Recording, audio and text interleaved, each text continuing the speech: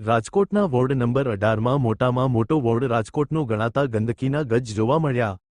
Rajkot ward 18માં આવેલ વિસ્તાર Somnath society main road તેમજ રામરણુજા સોસાયટી પાસે વોકળાના પ્રશ્નના લીધે જનતાને પડતી મુશ્કેલીના કારણે નાના બાળકો અને મોટા વૃદ્ધો બીમાર પડવાના કારણે વોર્ડ ઓફિસે આવેદન આપવામાં આવેલ અનેકવાર રજૂઆત કરેલ છતાં નિરાકરણ ન આવવાના કારણે આમ આદમીના નેતાને સાથે રાખીને આવેદન આપવા આવ્યું હતું। સ્થાનિક જનતાના પ્રશ્ન સોલ્વ કરવા માટે આમ આદમી પાર્ટીનો સહારો લેવો પડ્યો અને નારા લગાવવામાં આવ્યા કે આ કામ ના થતા હોય તો વિસાવદરવારી કરશું એમ। જે તે વખતે ગ્રામ પંચાયત હતી, ત્યારબાદ છેલ્લા 10 વર્ષથી રાજકોટ મહાનગરપાલિકામાં બળી જવા છતાં આ પ્રશ્નોનું કોઈ નિરાકરણ આવ્યું નથી। રિપોર્ટ પ્રવીણ મેર, રાજકોટ।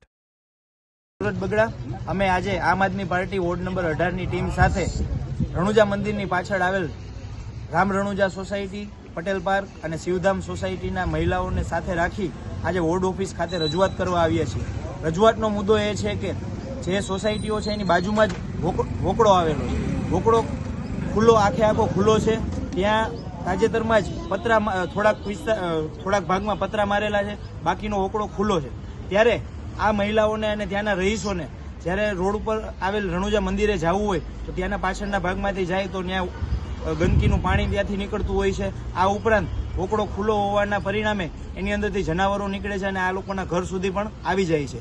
સાથોસાથ વોકળાનું ગંદુ પાણી એ બોરની અંદર ભળી ગયેલ હોવાથી બોરનું પાણી જે લેવામાં આવે છે એમાં પણ ગંદુ પાણી નીકળતું હોય છે।